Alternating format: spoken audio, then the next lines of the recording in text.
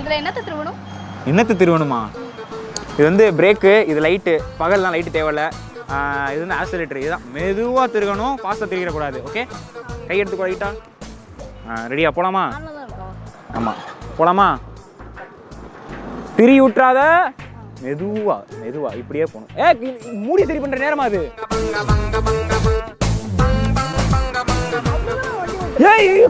புடி வண்டி புடி.